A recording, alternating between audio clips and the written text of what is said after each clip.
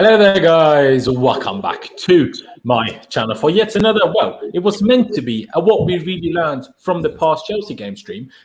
But the news that broke in the last half an hour to an hour has probably changed the agenda for today's stream quite drastically. As some of you might not have heard, but most of you probably will have heard, the UEFA have released a statement regarding the proposed European Super League plans, which are apparently set to be announced later tonight, which include Chelsea, include 4 or 5 other English clubs. And basically what the UEFA, alongside the English FA, as well as the Spanish and Italian Federation, have released that if any of these clubs are to go ahead with the European Super League, they will or might get banned from the domestic leagues as well. There is much more to think about. There's much more to talk about. And to do all of that, we're joined by a very, very special guest. It's been a minute, my good friend. It's been a minute. Mr. What's your statement again? Mr. Hey, hit me. Come on. What is it? You want to call me Dammy or the Grand Dam? What were you saying? No. I'm saying, what's your... Listen. See, that's the thing. Listen. Man, see, my head is moving at like 1 mile per hour, fam. I just woke up, you understand, just rest settings and whatnot. Yeah, I got too excited after yesterday's W, but fam, this news as well pissed me off. I can't even lie to you. I'm genuinely pissed off that I have to read something like that. A lot of people are telling me it's probably not going to go through. It's probably just a whole lot of bollocks. But fam, what on earth is this? Do you know what I mean? Where has this come from? Why has this come out? Perez backstabbing UEFA like that after he helped. What's going on? Nah. Less of that, bro. But fam, I hope you're doing well in it. I hope you're keeping. What are you saying? Bro, I'm good. I mean, hey, I was having a great weekend. I was having a very tense day. Obviously, you're not into F1, but if anyone is, it's a madness. Well, right? I was watching F1. I watched it. I stopped watching. I was watching with my mate, actually, literally just in there. But I stopped in there. I saw that this guy crashed as well. Hamilton, innit? Bro, yeah, but he still came second in the end. He's Hamilton, yeah. Obviously, I know this is a football channel, but you man, see, we like other things on football, innit? We like other Hamilton, things. Yeah, he is a goat. You know where I'm coming from? He's guy, different. Yeah, he's built differently, fam. I know he got pole position, didn't he? But like, still, it doesn't change the fact. Doesn't change the fact that this brother is still one of the best in world football in the whole of football. F1, too, yeah. Not world football, but like in world F1 or whatever the hell you want to call it. You know where I'm coming from? Yeah, not just right now. Like, he's quite possibly the best ever. And, that's me talking as a Ferrari fan. People that know F1, they know it's not an easy thing for a Ferrari fan to say. But yeah, it's honestly crazy. It's honestly crazy. Hey, brilliant day yesterday. Chelsea making the FA Cup final with I know it was only 1-0, but realistically, a dominant, comfortable, convincing victory over Manchester City, over Pep Guardiola's Manchester City, stopping them winning the quadruple, which made the entirety of England happy. So everyone was yesterday a Chelsea fan, apparently, maybe aside from Spurs or something. So we've got a lot to discuss. We'll talk about the European Super League stuff in a little bit more detail. Obviously, neither myself nor Dammy are 100% clued in on it, but you guys definitely need to drop. If you have any more news, I'll get you on at the very end just after Dammy had to leave if we're still going. Drop any sort of infos that you want us to discuss or whatever on the whole European Super League stuff in the comments. We'll discuss, obviously, Chelsea, Man City as well after that. And by the way, if you're new here, please be sure to subscribe. That'd be massively appreciated. Smash that like button. Of course, check out Dammy's channel. His link is, as always, down in the description below at the Grand Dam. Of course, you need to check that out. Obviously have to. But yeah, Dammy, you know what? I think we just have to start on the European Super League. I know we just touched on it, and it's crazy what's going on. But before we get into what we think about it, I think we should probably first try to explain what it roughly is, right? So obviously, my main knowledge from this is when this was being started to be spoken about, years ago, probably months ago anyway. So the grasp I had was it was going to be, 12 founders, and then up to 20 teams, up to 24 teams, some of them having wild cards and, all the crazy things. Basically, no one knew, though, at the time. At least I wasn't aware. Maybe you can, tell me if you knew whether this was going to be just instead of Champions League or whether we were always planning to not play in the Premier League then, because it seemed like too many games but obviously it was kind of meant to be instead of the Champions League. I get it, but does that work? I don't know. It's a crazy prospect. Anyways, like I touched on already, it's come out that the UEFA, FIFA, and all the domestic authorities like the FA in the respective countries are not having none of it, and are threatening with bans in the domestic leagues. So, Dammy, first of all, if you have any additional info on what the European Super League was always meant to be, share that. And then, secondly, how did we get to this point? Like, it's crazy, isn't it, bro? For the first one, that was what it was meant to be. Do you want me to give you an actual answer? I want me to give you my answer for the thing, because I've got two answers for you, bro. Give me both. For the actual answer, I really do not know, because at the end of the day, I heard all of the news way back when, and I saw the stuff on there, and I just thought it was one of those things where people were trying to get clicks. I thought it was a clicks thing. I thought it was just to get people riled up and to get all sorts of news out and about. My answer is, you just got a bunch of American owners who think they can come in with their money, flood the sport, and then change up the whole thing. Why don't they set up something like with the British clubs here? And maybe say, oh, okay, why don't they make the Super League based in like America or something? Why are they doing it here? The whole point, of having the best teams in world football. See, it's just like anything in life. It's like anything in life. If you've got smart students in the class, in year 7, and you take 15 of the best students in that class and create a super class, at the end of the day, you could like the competition and all them different things, but it does not allow people in the grand class to actually come in and break in. Giants fall off and giants are born up. Do you know I'm coming from? New ones grow into the mold. And then what's the point? Arsenal. Why? Apparently Stan, what's his name? I don't even know what the hell that guy's name is it Stan Kroenke or whatever? Stan Kroenke, yeah. Kroenke has come in here and then he's chatting to Perez and he's saying, oh, no, I've just seen the quote. He was one of the people that was pushing it massively. So Arsenal can be seen as one of the big clubs again. You man shafting money up the club's arses isn't going to change the fact that as of right now, certain things are not going to be changing for a while. You man leave your money alone here, because obviously I'm a Chelsea fan and I'm not even going to lie. Money obviously damaged football a bit, because obviously I remember I was speaking. I can't remember who I was speaking. I can't remember if it was on the phone, on the podcast, on the live. I can't remember where it was, but I was basically saying, Laurenz, do you remember when Ronaldo moved to Real Madrid and he signed for 80 million? Do you remember how much money that was back then, bro? When we heard 80 million, none of us back then were expecting transfers to ever succeed something as high as that. Do you know what I'm coming from? And now we signed Kepa for that. What do you say? And now we signed Kepa for that money. And now we've signed Kepa for that money. And people will come and tell me in the comments or something like, oh, raw inflation. I've done economics, fam. Inflation hasn't happened that much in the last 10 years. Money hasn't gone up by that much. You can't chat to me about that. Now you've got the likes of Neymar, Mbappe moving for 225 million pounds, fam. What are you talking about? You've got City spending countries' defense budgets, bro. Countries' defense budget. I'm not even joking when I say that. The defense budget of Manchester City, if they were classed as a legal country, they have spent more money on their defense than 95% of the countries in this world on their militaries, bro. Do you know how ridiculous that is? Now, not only have these men made a ridiculous amount of money from even boosting the stupid TV rights and making all sorts of money and all of that, they now want to make a Super League again to make even you greedy pigs. What's wrong with you? Absolute greed, fam. Honestly speaking, let me make it very, very clear here. Super League or no, see, if these men set up a Super League, I don't know. Let me not say anything drastic. So I'm saying, but that means still entertainment value, good business. Not many people will watch. Not for. I hear that, but at the end of the day, what's the point of watching the biggest teams face each other every other week? It doesn't make it unique anymore.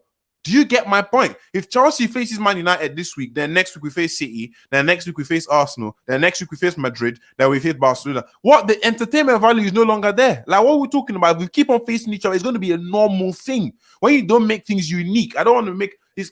I don't want to make. I was going to make a very bad reference, but Laurenz, you know what I mean? You know, for example, let me put in private chat so you know what I'm saying. Like, you know, for example, when you take that, you don't take it every day, bro. When you take stuff like that every day, then it no longer has that good value to it. Do you know where I'm coming from? If you do that on a daily basis, it loses its value. So, like, what's the point of seeing these big teams go up against each other? Nah, I've been ranting for like 6 minutes, bro. Let me not waffle on for too bro, much. It's fair. Like, I honestly, I see the sentiment. I'm not sure whether it's just an American thing, and I don't even want to back up just that we're saying blame America. I think it's I'm not blaming the Americans. I'm not even blaming the Americans, but it's just like in the grand scheme of things, when you look at it's all the American owners I'm seeing in this. Obviously, you've got other people, you've got Perez as well. He's not American, you know I'm coming from. But like, you know I'm coming from. I can't remember what I was But reading. we signed up for it. Man City reportedly signed up for it. That ain't American. Yeah, that's not America, but I'm saying it's the Americans that started the initiative. Do you know where I'm coming from? It's not. This is not. It It's feels not American as well. It feels like an NFL stuff. Do you know what I'm saying? It's just like, imagine if like Europeans went to America and they tried to buy out the biggest clubs, like the biggest baseball club or whatever, the biggest basketball teams, and they tried to do like a UCL for basketball. And then each time they win a game, then they've won 3 points. And then there's like a UCL knock. Can you imagine how they would feel, fam? Does that make sense? This is not me trying to paint a narrative of us versus them. Absolutely not. Chelsea taking part of this for me is that I'm disappointed. Obviously, if we are reportedly to take part, I'm disappointed. City taking part, massively disappointed. It's quite disappointing to see. What is the point of having the? I'm frustrated.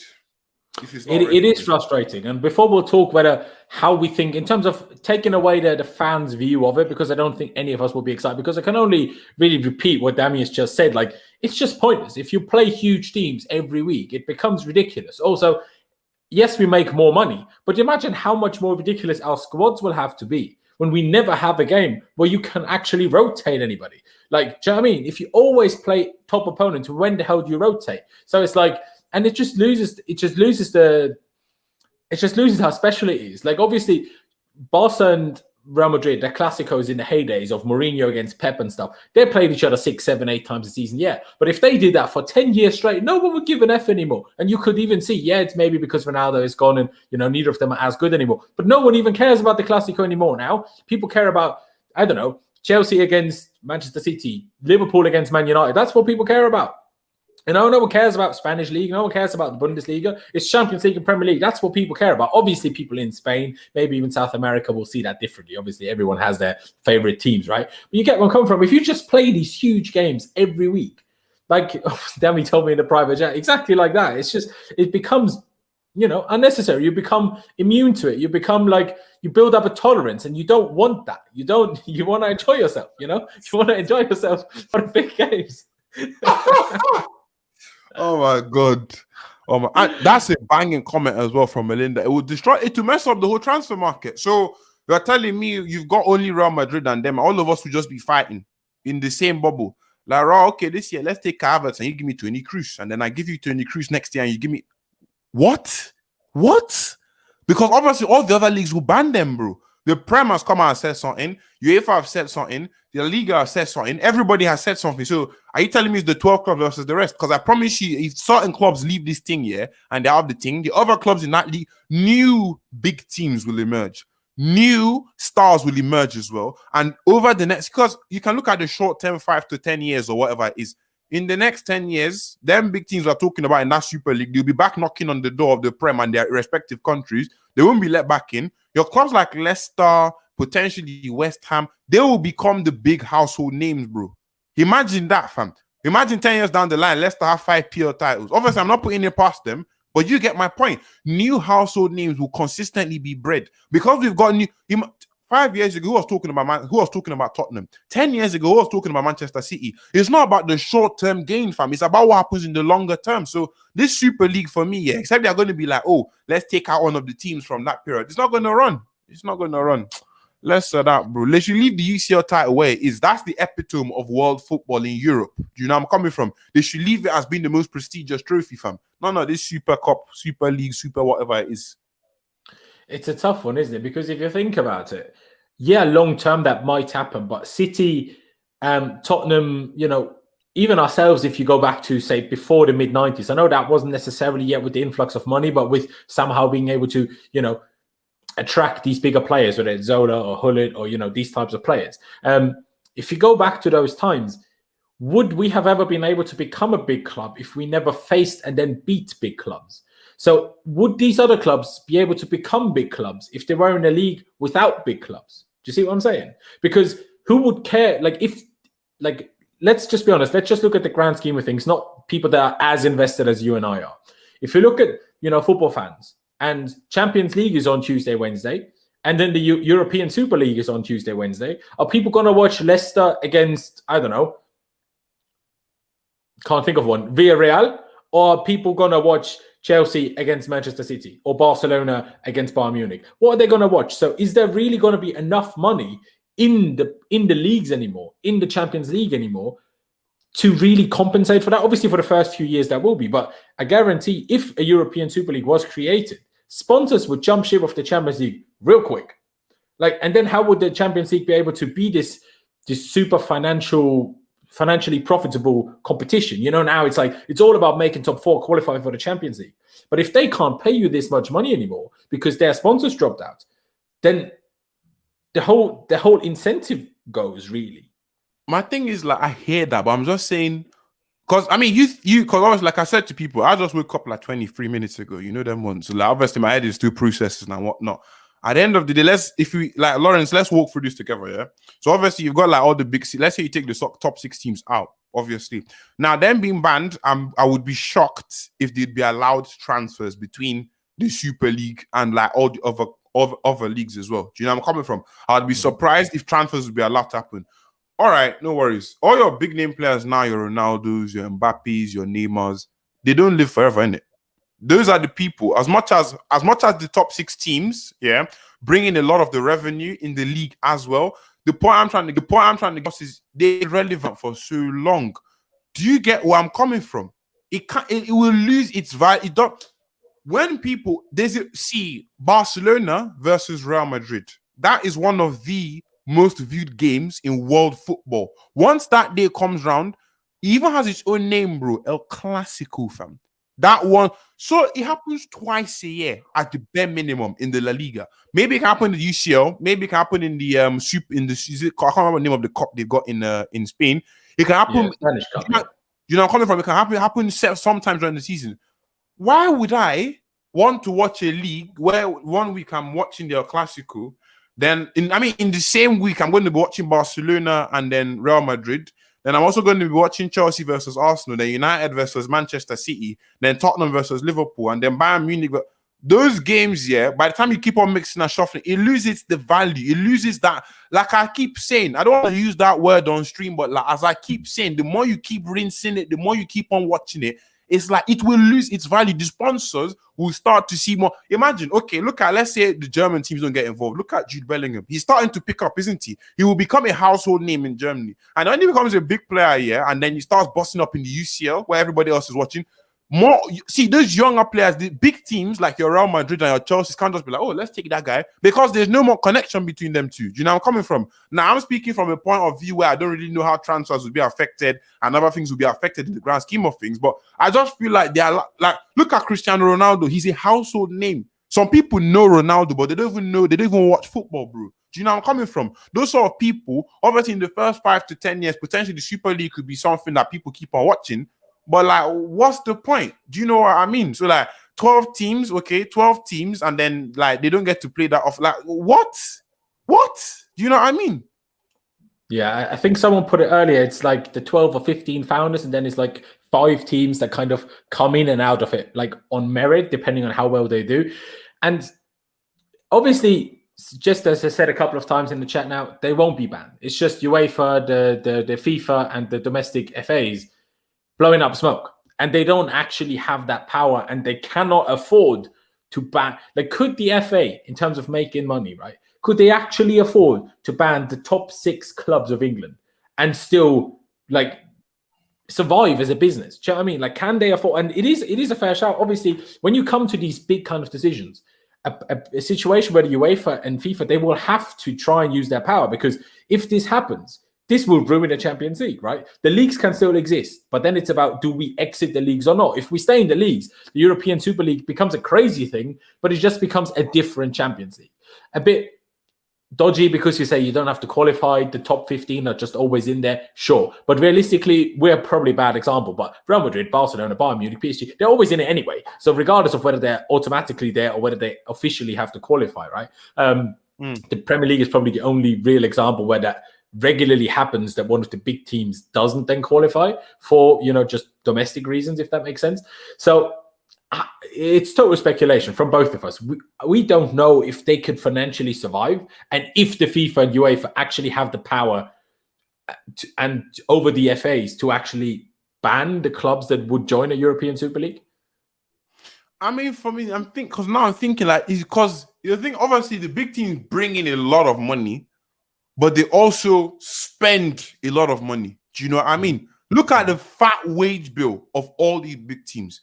Chilwell on 150k, Kante is on 300k or whatever. You've got City players on 200k pop. Got Madrid players on 50k, whatever, 30k pop.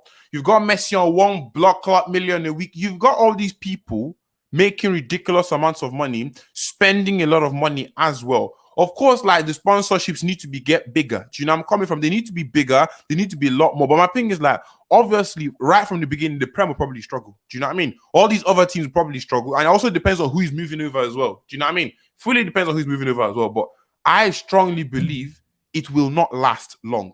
Do you know what I mean? It will not last long. Do you get where I'm coming from? I do. But I think that's only the case if the clubs are banned from the domestic leagues. If they're not, the plan was. Have you seen the Premier League statement? I've seen the UEFA statement, which kind of included the Premier League. But read the Premier League statement out if that's a separate one. So the Premier League statement, let me pull it up for you. Oh, this was just on my. You know them ones where you pop on the TL and the thing disappears again. Let me bring it up for you. If I go into, you can't remember where you saw it, so you're screwed. Nah, it just showed, but it popped off just for no apparent reason. Okay. Oh, that is so frustrating. I literally just saw this as well. Basically, the Premier League were just like, right, you might need to stop this behavior. Do you know what I mean? Let me see if I can find it again. Premier League was just saying that they are not in any. They are not in. Yeah, they said condemns any proposal that attacks the principle of open competition and sporting merit, which are at the heart of the domestic and European football pyramid. Fans from any club in England across Europe can currently dream that their team may climb to the top and play against the best. This is what I spoke about earlier on, innit? We believe that the concept of European Super League would destroy this dream. The Premier League is proud to run a competition and compelling football competition that has made its most widely blah, blah, blah in the world. Our success has enabled us to make an unrivaled financial contribution to the domestic football pyramid. European Super League will undermine the appeal of the whole game and have a deeply damaging impact on the immediate prospects of the Premier League and its member clubs and all those football who rely on solidarity to prosper. You understand? Basically, said they will work with all the other boards and everything to make sure that they defend the integrity and like the future of English football. You understand? And all the interest in the game. So Premier League has basically come out and said, if you might want to make your Super League, say no more. You can go ahead and do that. But then if you're going to shaft us, we will shaft you back. That's exactly what they've said. That is exactly what they've said from what I've read. Do you know what I mean? They're not going to sit down there and just watch them do that. They want to go ahead and do that, like I said, first 3, 5, 7, 10 years, potentially. And this is just me throwing out numbers random because I need to know more information. Those first years will be a bit tricky. They will be a bit tricky. But you're going to get, imagine if a new kind of Leo Messi pops into the shop, bro. Can you imagine that? A new one pops up in Spain or a new one pops up in England and they're just like, oh, wow, that guy is interesting. Because at the end of the day, all of us are football fans. Let's remember that. Do you know where I'm coming from? We're all football fans for starters. So like, the thing is, like, as much as like we can support our clubs like a lot, that appeal, like, they're classical. When Real Madrid and Barcelona play, you're a Chelsea fan, don't you watch that game? Don't you watch that? Don't you watch the classical? You will, fam. Obviously. You will, because it rarely happens. But then if I've got the classical happening every other week, do you think I'm going to be like that? Probably, oh, raw. Madrid Barcelona playing this week. Okay. I've actually got a dinner to go for. I might not watch that one. I'll check the highlights when I come back. Do you see where I'm coming from? Like, things will just change in the grand scheme of things. But then again, what do I know in it? I need to see some more. So let's see what's happening. It's a tough one because we touched on this and someone commented, I think it was Melinda, in terms of transfers. I think, again, in terms of transfers, you can probably somewhat compare it then to how things are in America. But obviously you have, for example, college football, like in terms of American football, you have college football, which it's not a tree of competition where you go college football to NFL. Those are two completely separate things. But at some point, basically, whatever contracts players have in college football, NFL teams just buy them out of it. So it's not like for example, a FIFA overseen transfer that happens, right? When FIFA can hand out a transfer ban. Someone has a contract there, we buy them out. As if, I don't know, you're in normal jobs. You have a contract at that company. If you're going to go to a different company, either you quit or you do whatever, or every now and again, when it's very high, level positions or whatever, some buyouts might be done between, companies for buyouts out of contracts, right? Out of existing, agreements and employmentships, right? And then you just buy them out and put them in your kind of system, Have and you then seen this? clubs will buy between each other. Go on. Have you seen this? What? Well, I don't know what. The Mail just dropped an article. Big Six signed up for the new I mean, it's the Daily Mail, so take it with a grain of salt. But they said the Big Six signed up for the new European Super League with breakaway competition set to be announced tonight. Set to be announced tonight. Exactly. Liverpool, Manchester United, Arsenal, Chelsea, and Tottenham have all agreed. Wow. It's going to be announced at 9:30 p.m. tonight. This is absolutely ridiculous. Because that's the thing, because someone said it earlier, I think it was Melinda, people have been talking about this for like 5 years, and they'll talk about it for the next 5 years. They're genuine, like this seems to be like proper, like hot topic right now. This is announced tonight, and then let's see what happens. And now I want to, before we talk about Chelsea City for at least a little bit, I want to ask you this. Obviously, a lot of people are calling out, we need to pull out of this. Obviously Gary Neville saying all the clubs that signed up need to be deducted points. And, the Chelsea Supporters Trust said we need to, pull out of this immediately. But what situation are you in? And I saw Matisse kind of put it up as a poll. If we pull out, but the others from the Premier League do not, and then they actually get banned and we're kind of the only big thing, then that's a huge L for us, because then that's a huge financial loss for Chelsea. If, for example, we were the only one that pulls out, because then we do not have any big teams to play ourselves. Then we do not get the UEFA Super League money, which is apparently 350 million on a yearly basis, right? Because then we take the L. That's why I'm worried that none of us will take the hit unless they talk to each other and like, okay, we all pull out, or none of us pull out. If individual ones pull out, this could really go badly for whoever does pull out, if you see what I mean. Do you know what I mean? I hear where you're coming from, but then again, like I feel like this thing is still quite obviously they've obviously been talking about it for a long time. And let me preface, because obviously like it's been quite abrasive, this conversation. Let me preface this by saying that obviously, regardless of what happens with Chelsea, Chelsea is still my club. I'll obviously keep on supporting Chelsea back and forth, front to back, whether they're in the Super League or in the Championship or in League 2, whatever it is. I'm not a plastic fan. I'm not just going to be like, rah, I'm not going to watch Chelsea because of this and that. Obviously, I'm quite frustrated that shit has popped off the way it has. But in the grand scheme of things, like when I sit down here and talk to you about the whole thing, I want to believe that these clubs are not stupid. Now, obviously, this news has just broken. It's just broken. It has clearly caught the Premier League.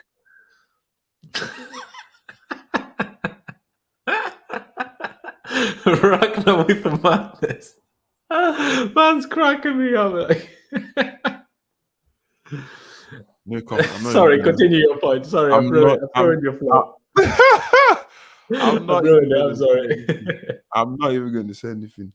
God, what was I even saying? I mean, obviously, at the end of the day, like money talks. I'm coming from money, definitely talks. But let's see the sort of bans and the sort of isolations that are imposed on them super clubs. You understand? Let's see what happens. If you see things like, only no transfers allowed outside of the Super League, you understand? Only within you. Might has to be an intra-transfer thing. Nobody's allowed to move from, you understand, from XYZ League into the Super League or vice versa. Do you know where I'm coming from? If that kind of thing happens, then for me, that will be the biggest issue. If that doesn't happen, okay, then the other clubs in the league, because, 350 million, all right, the owners, I mean, depends on, so then again, it now boils down to what the owners think, innit? Do the owners really care that much? And how much do they care about, like, watching entertaining football? Do they just want money, or, like, this is probably why, apparently, Man City are not even involved. Do you know what I mean? Like, them brothers have billions, fam. Them just want to enjoy football. Do you know where I'm coming from? They just want to enjoy football. UCL is now going to change its value because all the big teams have left. Do you know what I mean? It's not going to be less weird, value. Isn't it? That City hasn't really been mentioned. I read one article where it's like it's presumed City and Tottenham are part of it as well, but none of the articles that were released, whether it's by the Daily Mail, I think the Times released something as well. They weren't actually mentioning those. They're kind of just certain, and Sky posted this earlier too, that it's Chelsea, Arsenal, Liverpool, and Manchester United who they kind of know are involved in this. And it's a weird one. And then you have to come up by AMZ here. How would this affect our academy and their competitions? Well, that again, if bans happen, obviously Jester keeps saying there's not going to be any bans. Jester, I appreciate it, but you don't know as well as we do. At the end of the day, like there might not. Who knows, right? But in terms of how it affects our academy, it depends on how serious a ban would be. Would it also stop our academies to play domestic opposition? Because if so, that's a serious problem. If the academy are still allowed to play on a domestic level, then it doesn't make a difference. You know, it's one of those, really, isn't it? Like, and I've seen a couple of people ask about that as well. What if players just pull out? What do you think of that? Because for me, it's just players will want money. People want money. So if players know if we do Super League, we're getting paid loads more, then players aren't going to pull out, are they? Potentially they could, but like then again, it's hard to say. This news is 37 minutes old for me. Do you know where I'm coming from? So like, I've never read up that much. I don't really know how much. I don't want to really say too much like that. I'm not too sure about. Obviously, I've said quite a lot as well. But like for me, it's just like Laurenz, man. It's just the players like, because then again, you can say that some players just want to make money, which is fair. I understand it's a job at the end of the day. Some players just want to have money. Some might want to play for the passion of the game. There are all sorts of different things in the grand scheme of things. So I don't know. Do you know what I mean? I doubt that players will really have too much of a say on this. They might not. But hey, let's see how it goes. Do you know what I mean? I mean, Mohammed, I do appreciate that you actually want to share a thought here, but there's no need to spam, right? There's no need to spam unless your internet's a bit dodgy and you tried to send it once, it didn't work, and now it turned up 7 times. I am unsure. Let's read it out to make you stop spamming in the future. Saying clubs have been using the Super League to push the Premier League to be better. The Premier League have been terrible during this pandemic, especially how they handled the Newcastle situation. Mohammed, it's because it's a pandemic, bro. That's why it's been terrible. Because I think that's a good enough reason. Like, because I've had COVID. I know how it feels. Some of them players have also had COVID. Do you know where I'm coming from? So like, broski, like, it's ruining settings. That's why football has dropped off. There are no fans in the stadium. You don't get to watch them, and you don't get to get the crowd noise and the authentic crowd reactions. A lot of things are missing. So I think that's a big enough reason why football standards have dropped for one season. Exactly, and I think people have been way too harsh with everyone has dealt so badly with this, whatever. And I'm like, bro, it's not easy. You don't have a blueprint of what's the right thing to do, so it's not that easy now, is it? I mean, people putting in a lot of interesting comments. I'm not sure whether this is factually true, whether players wouldn't be allowed to play internationally for their countries either. I don't know if the UEFA, FIFA, whatever, would be allowed to ban individual players for doing their job, essentially, because they're only following contracts. It's not their doing, if that makes sense. Like, it's such a difficult one. Like, honestly, I'm sat in this boat where I'm like, well, I don't want this to happen, but if everyone other than Chelsea does join this, then we're in the mud, and that's shit as well. Like, imagine having a Premier League season and the biggest team we play is Leicester. Now, that wouldn't be fun either now, would it?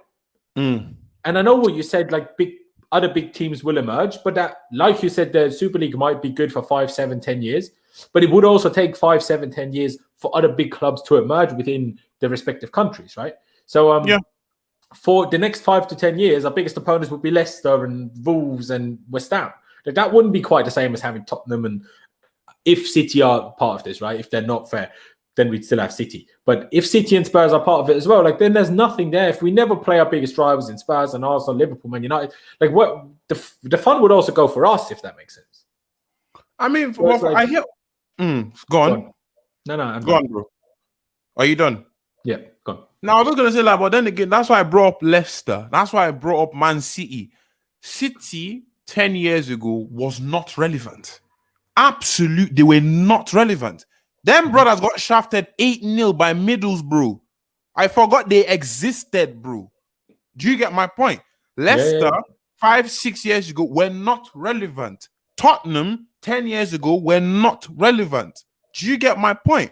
And that's what that statement from the PL is also saying, basically. People are getting the chance to become bigger teams, and bigger teams are dying off. Let me quickly make one counter argument to that. When the UEFA introduced financial fair play, that stopped new big clubs from happening, because you couldn't do another city. You couldn't do another city, and that's why you could never be good. You couldn't, like, obviously over a 10-year period, you could make it happen. You could do something like Leicester, where, let's be honest, squad-wise, we're still not really sure how they're third. Like, they don't have a better squad. than Just Arsenal. because their players have not been getting injured. Do you know what I mean? Yeah, midfield three is quite dynamic. They have a very solid relationship along the players. There's a good chemistry in the squad. Obviously, they spent quite a lot of money from the fact that they sold Mahrez, they sold Ben Chilwell, they sold Danny Drinkwater, they sold Harry Maguire. So they had a cash injection. So they've had a few bits and bobs in and around the shop. And I definitely hear with the whole financial fair play thing. But then again, 10 years is a long time. It's a long time, but it's not that long. Like Laurenz, bro, remember when we used to have you forgotten when Middlesbrough shafted Man City? Do you remember that? You remember that, innit? Exactly. Obviously you're right. Well. I remember I'm that just thinking about the 10 years until a new club would emerge. Do you know what I mean? Where the problem, because would there be any sponsors left? And then if there's no money left, how does it work? Like, I'm trying to play a little bit devil's advocate as well, because I agree with your sentiment 100%. I'm just thinking big clubs follow money. And if the money leaves the Prem, and it might without the big clubs, then it can't sustain itself. The thing is like when you say sustain itself, obviously Prem is making a crap ton of money right now.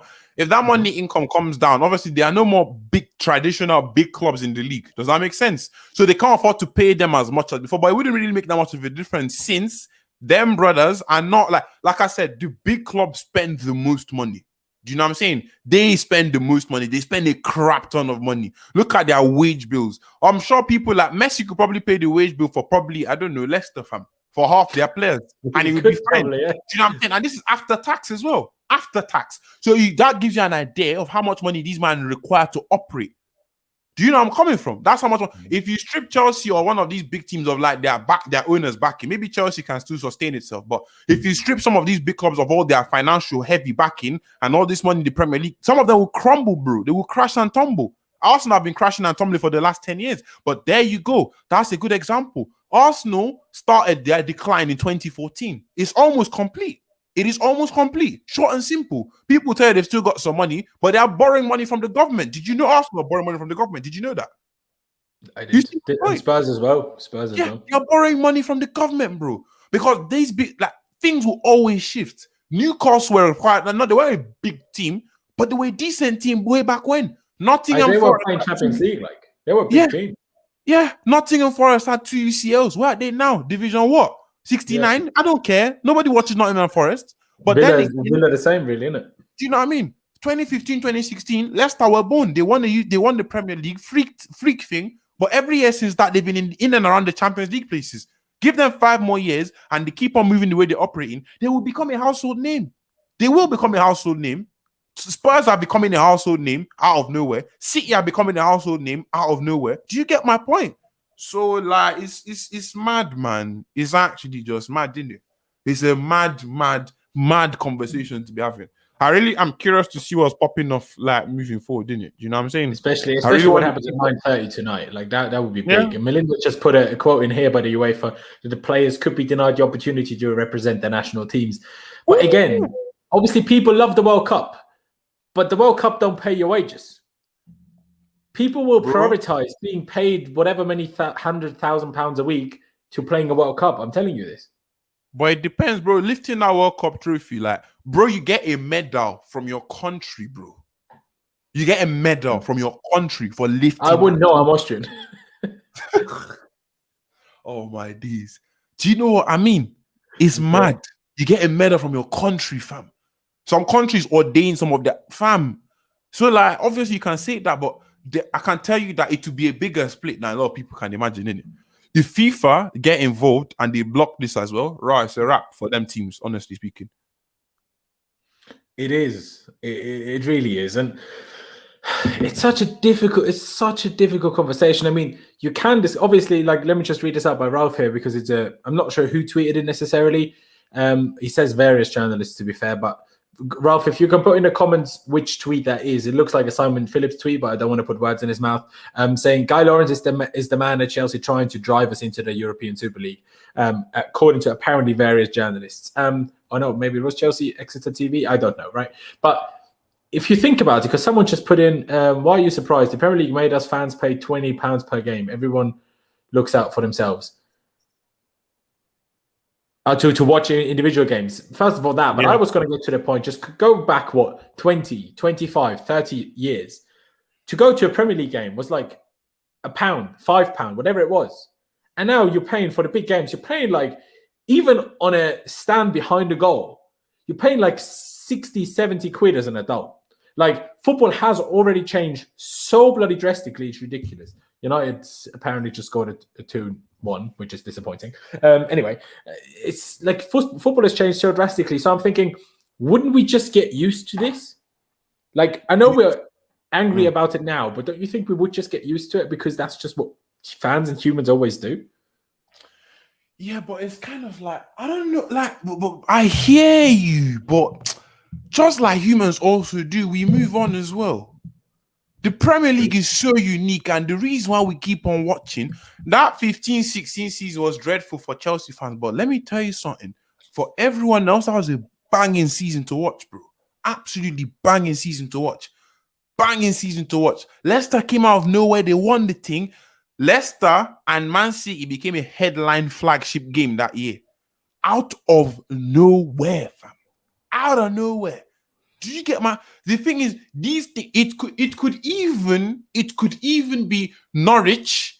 In the next 10 years, we can be talking about Norwich versus Spurs as a big game. God knows. God knows. Do you know what? That's just Leicester got promoted, and a few seasons later, they're winning the league, bro. Do you see my point? You don't know where it's going to go. So my thing is, the Super League, obviously it will be a Super League for now, but at a point that in the same draw factor, it's like WrestleMania for the WWE, fam. Man, them won't watch any single episode of Raw for the whole year, but once you start seeing them adverts for it, you're tuning in. Does that make sense? It pulls people from around the place. It's kind of like, what's the biggest? Do you watch tennis, bro? Yeah.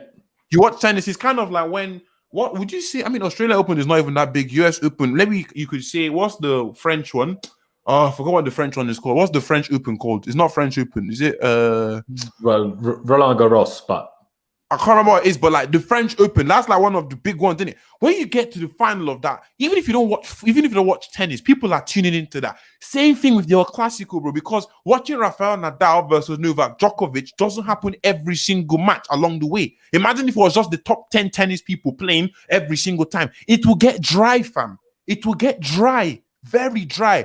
Everybody loves the underdog. Everybody loves new people. Everybody wants to see new people emerge. So it kills sport, fam. It kills the sport. That's what I've been looking for the last 40 minutes. It kills the idea of sport and competition. It kills it off completely. So Super League will just come in and you've got all the big, like I said in the group chat just now, I won't see by the sixth El Clasico in the Super League season, I would not give a damn, bro. Do you think right now, if there's an El Clasico going to happen next week, I'm like, raw, let me bell up Ben or let me bell up Christopher. Let's go ahead to the pub. Let's go watch that. I'm a Chelsea fan, but I'm going to try and watch the El Clasico because, hey, you get where I'm coming from. But then when you now start doing it, it loses its value. It loses its value. If you smoke shisha before, I don't smoke shisha, but if you smoke shisha before and you come into it and you do it every day, it loses its thing. It's kind of like going to a restaurant. I think everybody can relate to this. You got a restaurant around your house, probably a mile, 2, 3, 4, 5, 6, 10 miles around your house. You love going to that restaurant. If you go there every day, that restaurant will no longer be as good as it once was. Why? Because you're having it too often. It's almost like a drug. Too much of anything is bad. So my point is to get to a point where Norwich start playing some excellent football, they're starting to get some excellent talent from the academies. It will take time, but it to get to a point where potentially one of them will become one of the big teams and the Super League will be killed off. It will be killed off. You see FIFA clamping down, UCL clamping down, UEFA clamping down, FA clamping down, everybody else is clamping down. Now, after a few seasons, it's going to be rinsed. It will be rinsed. The big teams show that big team. For example, after Leicester won the thing, Chelsea came back and won the league. That is what big teams do. They beat all the other little people around them. Not just keep on facing each other, fam. Because they can't just stay lax. Nobody gets relegated. There's no worry, fam. What are you worried about? Do you know where I'm coming from? 15, 16 Chelsea fans, let's not lie to ourselves. When we were down bad in, was it 15th or whatever, I was thinking relegation, fam. I was thinking relegation. Imagine me as a Chelsea fan. I'm thinking about relegation. That's not going to happen in the Super League. Do you know what I mean? It's going to be like that to the end of time. Absolutely not. It's dead, fam. Every other week, a London derby. No. I'm not going to entertain it, fam. Absolutely not. I definitely hear what you're saying. I want to make, before we get to quickly talking about Chelsea, Man City yesterday, because we need to discuss it as well for a minute. I want to make one last kind of devil's advocate kind of counter argument. Yeah. Hasn't the Premier League, with how it's gone over the last few years, where Leicester have come up there, West Ham are now having a big season this year, where, compared to even 15 years ago, it was a top four. There weren't a big six. It was a top four. And that was it. And you could argue before that, it was even just Arsenal and Manchester United, because Liverpool had fallen off so drastically. Now we're in a situation where you don't even just have a top six. You have a top 7, top 8, top 9. Is that so different from what a European Super League is? What do you mean? Because the Premier League has now so many big clubs and so many clubs that all kind of fight for the top. Is that so different to what is all these teams are fighting for the top, but at the end of the day, at the end of the season, you can have 20 people fighting for the top. But do you know one thing, Laurenz? I know there's going to be one winner. I know that 4 people are going to the UCL. I know 3 people are getting relegated. I know 3 people are getting relegated. I know 4 people are going to be qualifying for the Champions League. And I know 1 person is qualifying for the Europa League. There is something to fight for. In this Super League, you get 1 fat trophy and that's the end. That is the end of the conversation. You're not getting relegated, okay? Well, I suppose winning it would still be cool, but yeah. Yeah, it would be cool, but you're not getting relegated. There's no other competitions to look forward to. Do you know what I mean? There's nothing else going on. There's nothing to distract you from the actual main league itself. Nobody's getting relegated. Nobody new is coming in. See Leicester coming in and topping up shop, fam. Sheffield United came in, top shop, now they're getting relegated again. They've been relegated already. You know that? Yeah. I imagine they've relegated already, fam. So you get my point. And Norwich are already back up officially. And they're already back up. Do you see where I'm coming from? So at the end of the day, no relegation, it kills off, there's no downside to it. Them sponsors, once again, if I was a sponsor and they go to the Super League, honestly speaking, I'm rushing over there for the first 3 to 5 years in it. Maybe. But I can bet you this. None of them sponsors are signing long-term contracts. If they have a good team, they're not signing long-term contract. It cannot run. Because it will die out. It will lose its buzz. When you've watched 25 London derbies within the space of 2 years, then we can have the conversation again. Because by that point, nobody will care again. It would be irrelevant. I would rather tune in to maybe Leicester versus Man City if they're in the team, because them two be big teams in England. Do you get my point? So it will, like I keep saying, it will lose its value. Yeah, no, I agree. See, I've always had that, I say always, but ever since it's just become a thing, I'm like, if this is instead of the Champions League, I can probably handle this. If we're allowed to play in the Premier League, and again, they're threatening to not allow that, if that actually happens, I'm strongly against it. If we're allowed to be in the Premier League and do the European Super League instead of a Champions League, I'm not that bothered. Go on then. Do you know what I mean? If you see where I'm coming from, essentially, we to some extent will have to abide to what the clubs do anyway. But there is a good chance that if they actually kick us from the Prem, that a lot of the clubs will pull out anyways, because they're too scared of the repercussions from that. That's really the thing. Before we get into quickly talking about Chelsea against Manchester City now, shout out to everyone watching. Big up to yourselves. Be sure to subscribe if you haven't already. We're on the road to 10,000 subscribers. We're less than 700 away. So the more of you that subscribe right now, the better, the closer we can get there. Sorry, what? I've just seen something disgusting with regards to this as well. If it goes through the European Super League, we use the NBA model. The playoffs will have teams play 3 matches against each other. The first team to win 2 goes through. The aggregate score will not matter. Laurenz, what the can I swear on this channel? What is that? No. I know I have American viewers, but American sports ideas are all stupid. Honestly, what are you doing? It's all this playoff kind of crap. Pulisic would be great at it, but everyone else, get in the bin. I'm not having playoff systems. Not having it at all. If you do playoff with playing each other twice, sure. What do you mean 3 times? That means one team has the home advantage and extra time. It's the stupidest thing I've ever heard in my life. Nah, I'm sick to my bones. I'm actually sick to my bones. Genuinely, I'm sick to my bones by this news. It's done. Let's get to Man City again, guys. Make sure you subscribe. If you have any other thoughts you really want us to discuss, because there's a lot of people in the chat, be sure to use the super chat function. Of course, you don't have to, but I'd appreciate it. It supports the channel. Become a member if you fancy that. But again, subscribe, smash the like button. Let me see how many likes we're on. Definitely not anywhere near enough. Considering we have 200 people watching, only 74 likes. Come on, guys. Let's get to 100 likes right now. But on a more positive note, Dammy, Chelsea are really good, aren't they? We just beat Man City. And everyone told us Man City are the best team in the world. And to be honest, we made them look kind of average. I know they rotated a lot and blah, blah, blah. Sure.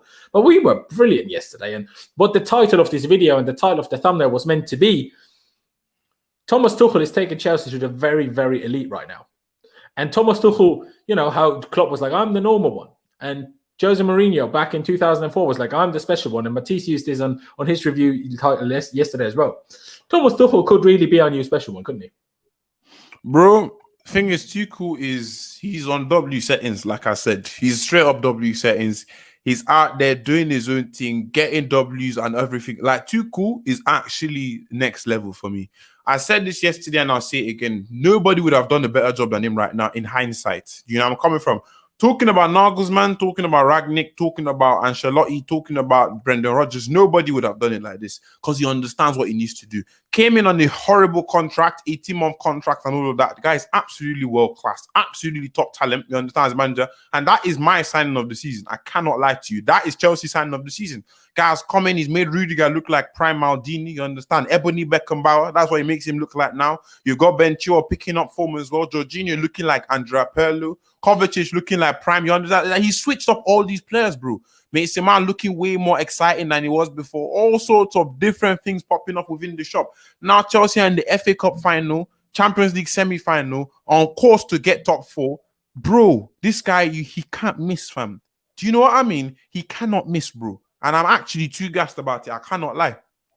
Honestly, it's crazy. I mean, I've mentioned the stat yesterday on numerous occasions, but the fact that in 6 games, 6 times, he's played 6 games against one of Klopp, Simeone twice, right? Carlo Ancelotti. Who else is it? Jose Mourinho and one other. I'm forgetting now. Jurgen Klopp, I said already. And Pep Guardiola, obviously, yesterday. And in those 6 games, we didn't concede a single goal and won all of them. The only, not dub, but, you know, draw we had to take, not L, but draw we had to take, was Manchester United. And even then, we didn't concede a bloody goal. Like, it's crazy what we've been doing. And you touched on it already. Jorginho looking like prime Pirlo. Like, how good Jorginho was this past week in both games against Porto and Man City is actually ridiculous. Like, I've always rated Jorginho, but I didn't think it would be that good. Like, that's crazy good. Thiago Silva obviously doing Samuel Eto'o celebrations all game long, but still being the best player on the pitch. You know, do you know what I mean? Like, yeah, I know he had to come off, but he's 36, and the man's dominating English football when he's actually fit. You know, it's crazy. Christensen's looking like, you know, Thiago Silva Jr., you know, Antonio Rudiger's looking like the best centre back of all time, like prime Maldini. Ebony Beckenbauer, bruv. Ebony Beckenbauer. That's what it looks like right now. Thiago Silva, that guy, his name is a monster for a reason. Did you see his statistics from yesterday, fam?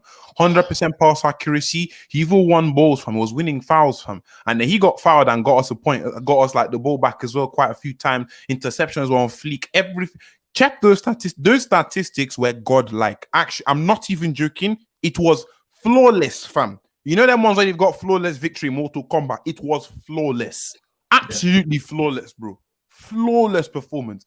I've never watched a game from Chelsea. This is the first game I'm watching from Chelsea this year, where coming up with the man of the match was not easy, fam. Bare man were up for it. You could have said, giving it to Jorginho, giving it to Ben Chilwell, Mason Mount shouts were heard, Thiago Silva shouts were heard, all sorts of different manners. Ziyech shouts were heard. Everybody was up for one, bro. Do you know what I mean? Obviously, Ziyech won it, but you get one comment here. Even bloody Kepa was good. Kepa is kept. Did we concede against Luton? We did, didn't we? I ain't going to speak about Kepa. I ain't speaking about Kepa. Do you know what I mean? No, but you know, you can still pick it up. You know, when he's played, he's done well. Man's hidden. Man's hidden. Man's so scared to talk about Kepa. Now, I hear what you're saying, right? But even Kepa has done well when he's actually played. And you know, to beat City with Kepa in goal, think back like 4 months, you would have rather, you know, done something very silly than play Kepa against Man City. And now look at this. Look at what we're doing. Like we're doing crazy things. Obviously, the one thing we do actually have to get results against smaller teams like Brighton because that's where we drop the points, right? Well, we can do really big things because Champions League, we're in the semi-final here. We only have big teams to play. We consistently beat big teams. So you know what that tells me? We're winning the Champions League. The only bad thing about the FA Cup is that we're playing Leicester or Southampton in the final and not a so-called big team. Do you know what I mean? That's the only minor problem that I have with that. It's honestly a little bit deep. Like we're doing very special things, and I want to. Obviously, you touched on it. There were so many, man of the matches yesterday that you could all make it. You could all make a case for, and I don't even want to just look at yesterday, but I want you to pick out 3 players that have kind of surprised and impressed you the most ever since Tuchel has come in, where you really didn't see that happening the way they've performed. All right, that's so straightforward. Jorginho, number 1, very high up on the list. Christensen, number 2. Do you know I'm coming from? Rudiger starting to show his proper colours, obviously under Lampard, before Lampard left. Do you know what I mean? But them 3 for me under Tuchel have been reborn, bro. Do you know what I mean?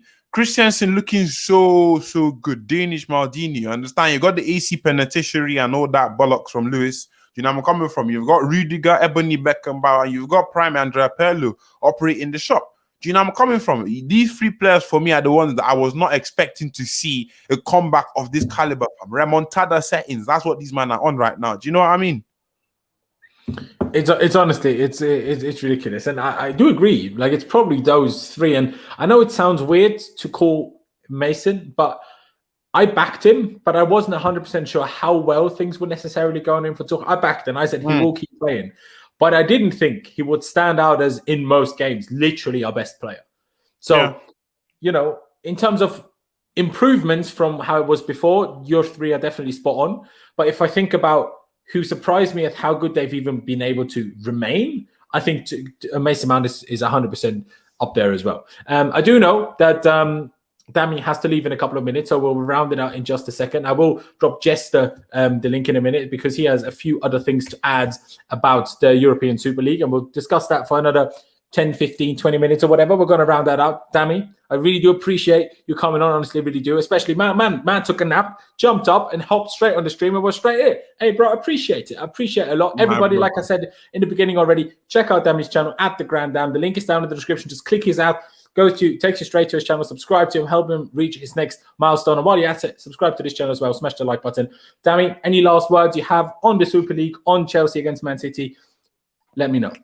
Bro, all I was saying, because if I speak about that Super League again, we might be here for another 30 minutes. You know what I mean? I'd even clock how much airtime I gave for that Super League. Is absolutely ridiculous. But Chelsea, we go Brighton. Obviously, that for content creators right now, it's a lot of work because we're going to Brighton straight away. Do you know what I mean? We're not on Duke Man settings at all. So we've got Brighton very, very soon. We've got to make sure that we get them patterned as soon as possible. West Ham dropping points in the Premier League while we're beating Manchester City. You could have asked for a better weekend. You know what I mean? Could not have asked for a better weekend. That obviously happened. So I really just want the Chelsea team to keep on chugging along. We've got so many things on the line now. We've gone to a point where if we see Chelsea, there was a grey area this year, where we needed to hit certain achievements and certain targets to classify as a successful season. We've now gotten to a point where if we jack up in any of the 3 competitions we have left, if we lose out of our own fault, it will be exceptionally painful. Do you know where I'm coming from? It will be exceptionally painful. So I hope the team can keep on moving properly, can keep on progressing, they can keep on playing together and strongly, and then they keep on doing what they're doing. Do you know where I'm coming from? That's what does need to happen now. So that's it. Hey, that's it. We just have to keep it rolling. The momentum is on our side. Let's keep it going. Also against the less so big teams. Of course, Brighton is still a difficult opponent, but in terms of name, they're not quite as big, and that's where we've dropped the few points that we have dropped under Thomas Tuchel. Let's hope we don't do another West Brom. Let's not have red cards early in the game. But yeah, Brighton, like you said, but things are good. Let's see what happens tonight with the European Super League. Again, Dami, appreciate coming on. Everybody, subscribe to him, and Dami, I'll see you next time. Take care, bro. No worries, bro. I'll chat to you in DMs in a bit. And to discuss further the European Super League, because we're not going to stop here. Don't go anywhere, guys. Do not go anywhere. We have brought in the member himself, the very, very special, member of the channel, a good friend of the channel, Mr. Jester. I don't actually know whether you want your real name out there publicly as well, or whether you just I don't care. All right, Jared, Jester, whichever you want to call the man.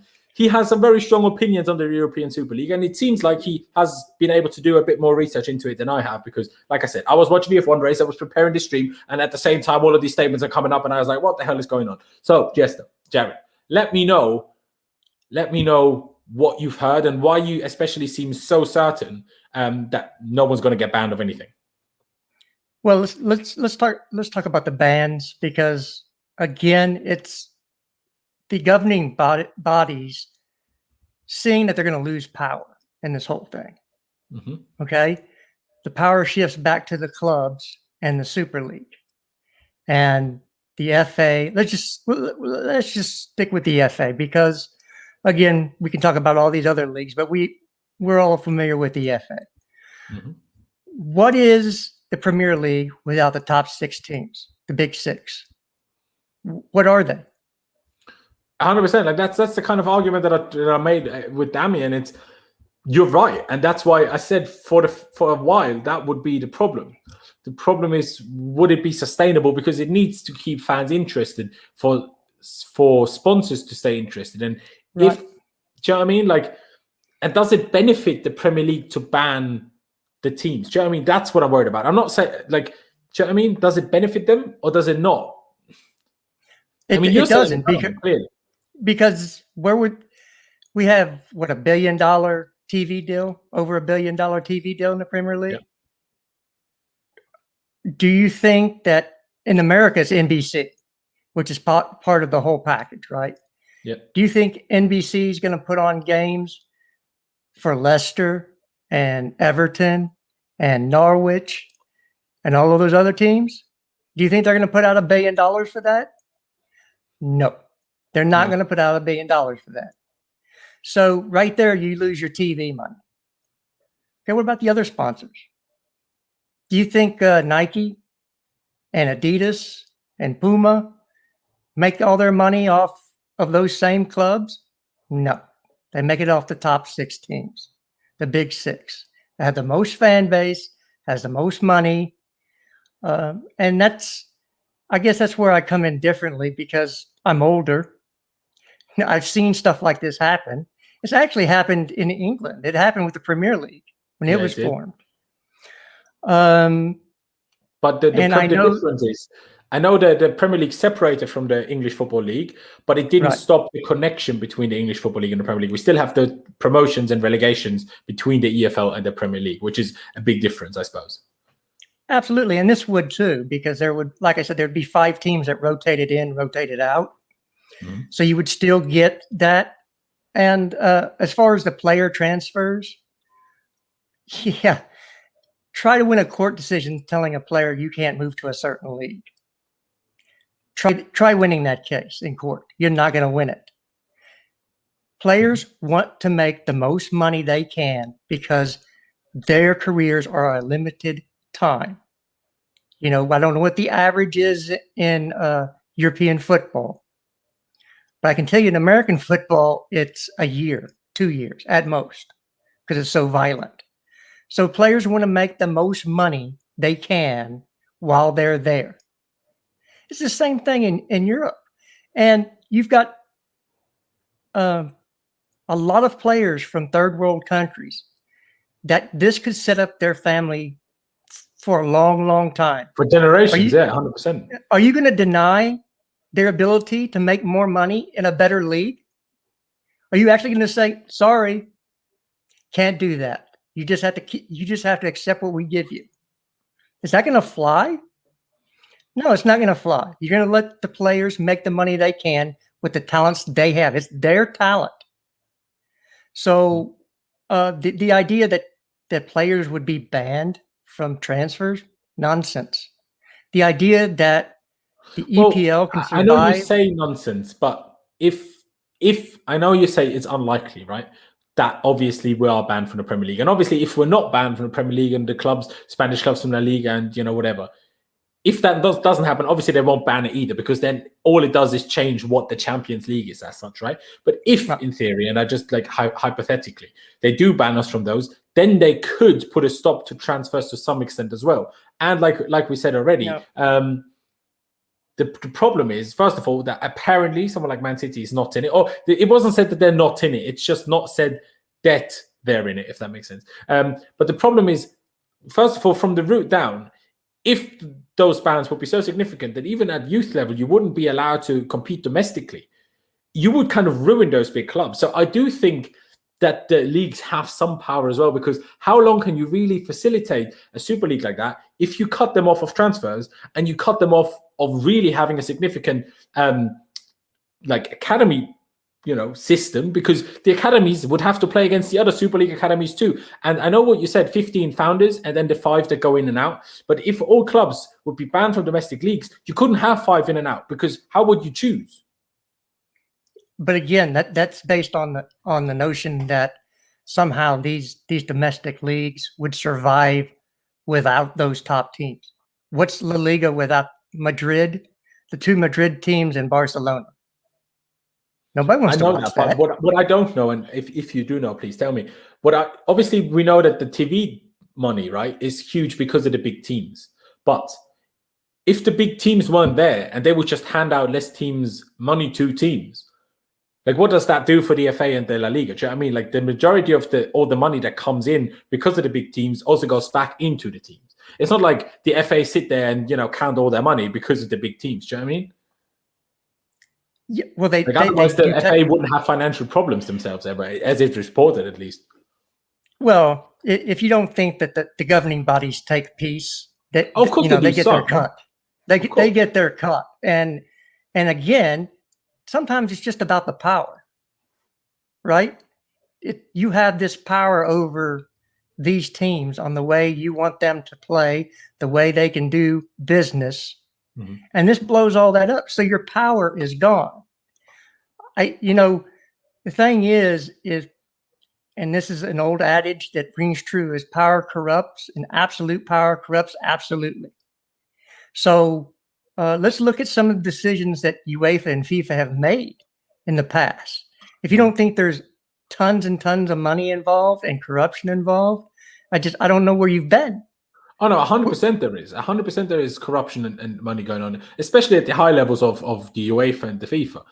At the level of the FA, because the FA have different jobs to the FIFA and the UEFA. The FA's kind of role is to implement grassroots football, whether it's the academy products, whether it's, the FA are not a governing body, but like as in a country governing body, but they're closely linked. Like the FA and the UK government, they have to work closely together on a lot of things when it comes to youth sports. So it's like, and I 100% agree with what you're saying. It is weird, by the way, that apparently no German clubs are involved. PSG is not involved. Man City are not involved. That is interesting. I don't really know what to make of that. Sorry? They will be involved. I would presume so as well. If the other teams go ahead with it, the others would have to join. They just would. Yeah. But I think the setup in the Bundesliga is a little bit different. I think the German government has a little bit more control over that league. That's true. And as they're actually corporations owned by, I want to say the cities and I think there's some involvement there with. There is a rule. There's a 51% rule in Germany, which Red Bull with Leipzig kind of cheat on a regular basis, and no one really complains about it anymore. That no individual, whether it's an individual person or individual company, is allowed to own more than 49% or more than 50% of a club, right? So it has to be kind of like, for a normal company where you have stakeholders and you have shareholders and you have like the committee meetings and you have to agree on things. While at Chelsea, if Roman Abramovich says it is so kind of thing. Right. And again, that's probably why you don't see any German clubs joining. Although if this takes off, you're going to see Bayern join it at some point, because again, you're starving those teams, those big super teams, for money. And let's not get it twisted. We have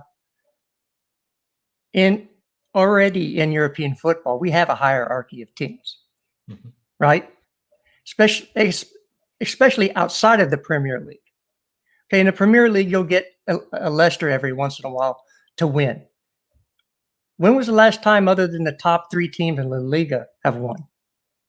It's been a long time. Sure. When was the last time that somebody other than Juve, AC Milan, or Inter Milan won in Serie A? Oh, couldn't tell you. Yeah, right. So if you think that money from the Super League is not going to go down to some of those smaller clubs that would be elevated in their position in those leagues. Let's say you can only play in the Super League. There is no more domestic leagues for these 15 teams. Mhm. There is still going to be a race for 5 teams to get into that Super League to make that money. And if you think that there's not going to be more investment because of that, because it takes money to make money, you're wrong. It's going to happen. The owners will pump more money. Argument to that is because you said the bottom order, the extra 5, right, would go in and out. So not properly relegation, maybe, but maybe kind of. I don't really know what that suggested. I don't think that's all hashed out yet. I don't think that's all hashed out yet. Maybe we'll find out more tonight when it's officially announced, reportedly, right? Who knows? But if one of those 5 goes back out of the Super League, and just theoretically, like you just said, we weren't allowed to be in the domestic league anymore, would the domestic leagues then just take them back, or would they tell them, well, fuck off then? Do you know what I mean? And that's where the problems would start in. And wouldn't you then be forced to have a full 20, almost like in the MLS where there's no relegation? And if you create a new club like David Beckham has, then you're just now in the MLS. And if no new clubs are created, then you just play the same clubs every year for God knows how long.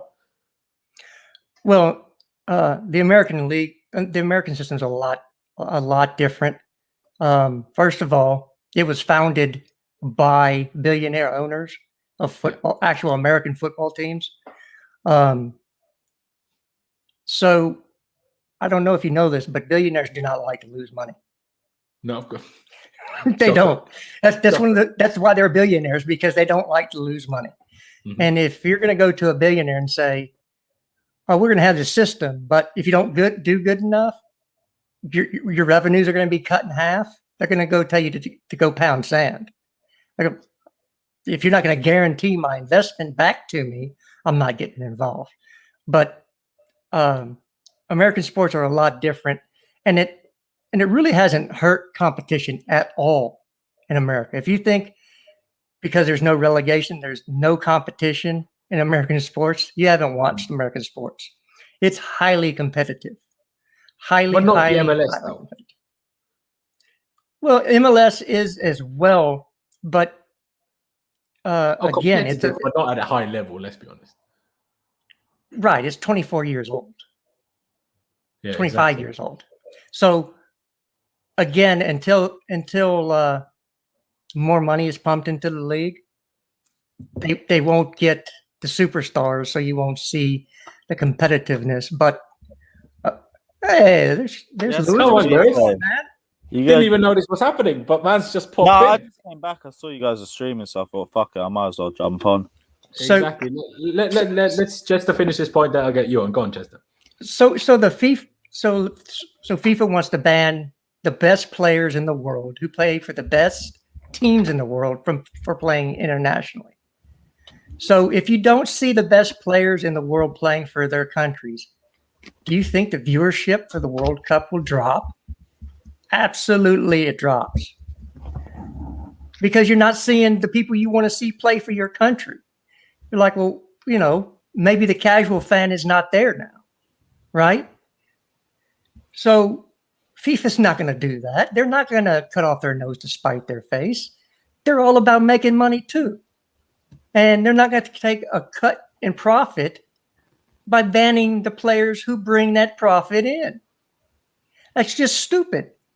That's not good business. And after all, they are a business. Don't get it twisted. They're not here to make the fans happy. They're not here to help the little guy. They're there to make the dollars. And if you think a company or a corporation or an entity is not there to make money, you're living in a different dimension. It's all about money. That's what the UEFA is trying to do, though. They're trying to use all the power that they possibly can come up with to make sure they keep making money as well. Because if the European Super League happens, UEFA and, FIFA still in terms of World Cup, but the UEFA, they don't make shit anymore, really, because all the sponsors will pull out. And that's where the problem comes in. And I see the comment here, but players wouldn't want to risk not playing for their country. Only the privileged players would care about that. Just to make the fair point earlier, third world countries, players want to make money. Players want to save their families, or not save is maybe a strong word, but put their money, their families into better situations, into better livelihoods, right? Like go to some African countries, some Asian countries, right? and ask the guy that's 18 and might get a contract with Chelsea. Are you rather going to go to Chelsea for 100k a week, or are you going to play for Mali and try to play for in the World Cup? Do you know what I mean? Like, it's just not going to happen. I will read out this last thing before we get to Lewis here in a second. The British government has condemned the Super League plans. Culture Secretary Oliver Dowden said, "Football supporters are the heartbeat of our national sport, and any major decisions made should have their backing. With many fans, we are concerned that this plan could create a closed shop at the very top of our national game. Sustainability, integrity and fair competition are absolutely paramount, and anything that undermines this is deeply troubling and damaging for football. We have a football pyramid where funds from the globally successful Premier League flow down to the leagues and into local communities. It would be bitterly disappointing to see any action that destroys that." Lewis, obviously, we've only touched on the Man City Chelsea thing for a minute because this is the hot topic right now. What are your thoughts on the European Super League news, and how much of it do you know right now? I know absolutely nothing except anything I've just seen off Twitter, which I don't think is too much. I didn't even really pay attention to it initially because we always hear rumors of a Super League. Is this meant to be actually serious now, or what? It seems like they're announcing it tonight at 9:30. Like, wait, what? Tonight at 9:30? Yeah, it's when it's announced that this is happening. A European Super League just out of nowhere has just been that's what the Times and the Daily Mail have reported. Yeah, because on Monday it was meant to be. Well, the UEFA were planning to announce the 2024 Champions League adjustments, and how they wanted to revise the whole competition and to basically be quicker than them. Apparently, the European Super League is going to be announced today.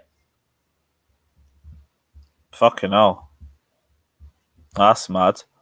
Exactly. So I'm not sure if you heard. Super League meant to be specifically like a league separate to the Premier League and the Champions League.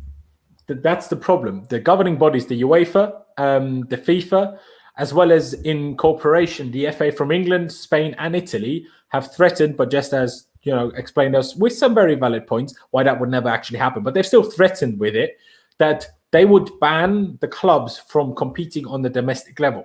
So basically, the clubs that would join the European Super League would then kind of be banned from playing in the league. If Chelsea joined the European Super League, we'd be banned from the Premier League. That's basically what the kind of discussion is right now.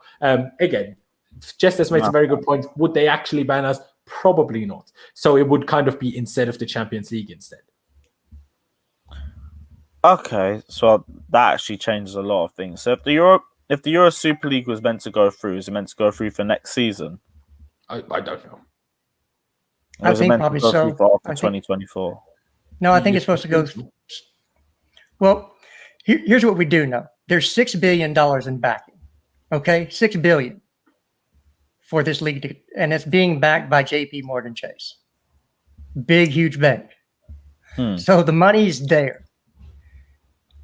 Again, you cannot go to billionaire owners and go, you want to make more money? Or stay in the leagues you're in now. They're going to make more money every time. So the money's there. The teams, the big teams that need to support it are there. And again, this puts the power in the hands of the clubs. It takes power away from UEFA. It takes it away from FIFA. And it takes it away from the FAs. And if you haven't guessed already, I'm American. And so anytime a government gets involved in something, I'm immediately against it. Because to me, you can't get any worse than the government saying, this is bad. It usually means it's probably good. And if you think the money from this Super League will not filter down into the communities, it'll all just go away. Community outreach will go away. They won't fund the smaller leagues. They'll do that because, number one, it's community outreach. And it's two, it helps develop youth, which helps the teams get better players, right? So we have that in America through public education, through high schools, then to colleges, which they don't get paid for right now, which that's trying to be changed. It's all, they play as amateurs. So do you think that the NFL, do you think Major League Baseball, NBA, don't send money down to high school level, to youth level? So they get better players, they get better end product. It's investment. You will always see the investment because they want a better product. It's like research and development for a big company. So you get a big contract, so you stop doing research and development? No, you put more money into research and development because you want better players to play for your team so you can win the league, so you can make more money. It goes in a vicious circle. It does. And people like Chester makes very good arguments, and they are true. Obviously, it goes against the tradition and what football fans see football as. Chester is not looking at it, what does a fan want? Chester is looking at it, will the clubs do it, yes or no?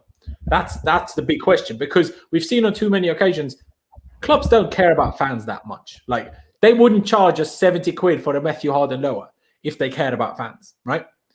They would not be doing that. They wouldn't charge £150 for a West upper or West lower seat. They wouldn't if they cared about fans. Chelsea Football Club and any football club in the Premier League do not require to charge Chelsea fans that much to be sustainable as a football club. That's not where anywhere near the majority of their profits and their income comes from. If they cared about fans, they would just be making football quite cheap. Do you know what I mean? I'm not saying go back to £5 like it used to be, but it could be £20. It could be £30. It could be £50 at the max. Cheaper than it is. Exactly. Right. And, the corporates will pay big money anyway. That's the big problem. But I do still understand that, it's all well and good saying this, but it's like, so if you have 20 clubs, right, and they would end up in a playoff system, would you have enough time to just play this midweeks? Would you still be capable of competing at all domestic level? I mean, again, we don't know the specific structure, but, I see why fans are strongly against it. I 100% see why people are strongly against it, but I am personally surprised that people think it won't happen, because I do agree with Jester saying that they probably don't have what it takes and don't have the power that it takes to ban clubs from the domestic leagues, and that's the only way clubs might get scared enough to not do it, if that makes sense. Yeah. But Lewis, now that we've kind of caught you up a little bit, do you have any thoughts, basically? I feel like from a fan's perspective, it's against everything about the sport. But for the clubs, it might be a more profitable thing for them. So it's a mad way to look at it. I don't really know, because you can look at it from two different perspectives. I don't think they're going to get kicked out of the Premier League because, like we've already said, there's too much money in them. And if you kick them out of the Premier League, they are only going to be seen on the Super League, which instantly makes them more marketable by themselves. So with that in mind, I could see them playing in both competitions. Or it even gets to a worse part where they're like, okay, cool, you ain't going to let these teams play, then we're going to just open up another 10 spots, and then even more clubs are going to scramble in. And then not only does it create an entire mess up, it also just makes them look completely second level to the European Super League, even though it's already at that point. Yeah, this is mad that we're in this place. I hadn't even deeped this 24 hours ago that we'd be sitting there talking about a European Super League. But fuck, bro, no one did. I thought, we was just gonna have a lovely time talking about Chelsea against Man City and gonna big up Thomas Tuchel and Jorginho and all of them lot. We're gonna just have a great time. And now we're talking here about this madness. And I said this earlier already. If they don't ban the clubs from the domestic competitions, which they are unlikely to do for the reasons we gave you over the last 20 minutes. All this does is give us a different Champions League. It's not that deep. And if I tell you now, in the Champions League, we'd be playing Real Madrid, Barcelona, Bayern Munich, rather than bloody Krasnodar, would you really be upset? Would you really be upset? Like Can anyone tell me you'd be upset? The clubs at the top won't care too much, like your Bayern Munichs, your PSGs, your Barcelona. Quickly, because they'll be in there and compete. Bayern Munich and PSG are reportedly not involved, and Man City isn't confirmed whether they're involved. While Chelsea, Liverpool, Arsenal, and Tottenham. Manchester United are confirmed to be involved. Tottenham too. Arsenal. Yeah, apparently. What are they Kroenke was, going to do other than finish last? Kroenke was alongside Florentino Perez from Real Madrid, apparently one of the biggest pushers for this whole thing to even happen in the first place. What? Okay, I understand the European Super League, but I thought this was the best teams in Europe sort of thing. No, Why it's would not you- team You founders. wouldn't qualify. You would just be in it, other than the bottom 5, shall we say. It's all just long. Like really, we could just have the Champions League. Like, it's for profit, isn't it? It's always about the money, isn't it? Every damn time. What do you think UEFA is trying to expand Champions League football to 10 games in the knockout stages instead of what it is 10 now? What, games? 6? 10 And games. how many teams in the group stage? It would kind of be a league format for the Champions League. That's what the UEFA were going to announce on Monday. Yeah. Will kind of be a league format, and then you play kind of the top of those leagues, then kind of play a knockout stages at the end. I think that's how it was meant to be. But So every like a club would be 20-man guaranteed league, and the top 10 go into the knockouts. something like that, and every club would be guaranteed 10 games, meaning every club would make more money. Yep. So See if what I you mean? don't think Because that's now That doesn't sound too bad. No, it doesn't. But what I don't like, just quickly, that they want to introduce this third European competition, which I'm just like, Oh, that's the just Conference stretching it League. now. Yeah, Yeah, exactly. that's stretching. happening Yeah, that's coming next It is season happening, already. but I still don't like it. because it's 'Cause- about money. It's about money, but let me say this: the smaller clubs, even if they make that bit of extra money that they get from there, clubs don't even make that much money from the Europa League if you don't make it very far, right? Right. So from that league, you wouldn't make that much money. The smaller clubs couldn't even afford to have the bloody squads to compete in a midweek game every week. Exactly. You'd see more injuries. It'd be harder on the players. I mean, you're adding games to a player's season. So how is that good for the player? It's going to shorten their careers. Shorten It their is. They'll put the So- teams in the Super League in such a great position as well. Because they'll look like the top tier clubs. They will be the top tier Champions clubs. League will Let's look be like honest. the Europa League. Players I- won't be able to. Clubs won't be able to afford the wages that Super League clubs will be able to offer. right. It will be mad. Like you're only just deep in how much money's involved in this sport. It's so fucked. Well, it's not going to change. It doesn't ever go No, back. we're way past the point of changing. That's done now. So But this is fucked. It Yeah. really is. I will ask this question to both of you guys now, especially Jess. Obviously, you've made strong cases why this will happen. You've not really even said whether this will be your opinion or not. But just hypothetically, again, if Chelsea were to get banned from the domestic competitions, would you want Chelsea to boycott the whole Super League thing? And let me go with you first, Jester, because I'm pretty sure I know what you're going to say, Lewis, anyway. Okay. Let me make this case because I don't have the nostalgia of people who grew up in England with these clubs. Okay. I don't have that because obviously I'm not English and never lived in England. If you're asking me if I would rather see Chelsea play Norwich or Barcelona on a regular basis, which one do you think I'm going to pick? Barcelona, Mhm. Real Madrid, or West Brom or Norwich? Come on, I want to see the best players play each other, the best teams play each other, because you can't measure yourself and what your team actually is based on playing scrubs, which is what a lot of the teams in the Premier League are. Once you get past a certain point, it should be, if you play to your potential, an easy dub. Now, it doesn't always turn out that way because the game is played on the field. But if you're asking me as a fan, if I would like to see Messi play Chelsea twice a year, or Ronaldo play Chelsea twice a year, or Haaland play Chelsea twice a year, wherever he goes, or Mbappe or Neymar, I'll take that every day. That's entertainment right there. Not say not. But don't you think it would, to some extent, get a bit boring? Because would you feel it would be as exciting if you never had the less fancy games outside of that? Well, there's Arsenal there, so you would have that. I mean, true. To make it like, yeah, I see what you're saying, but Arsenal would only be one game. Like, so the other ones would be difficult.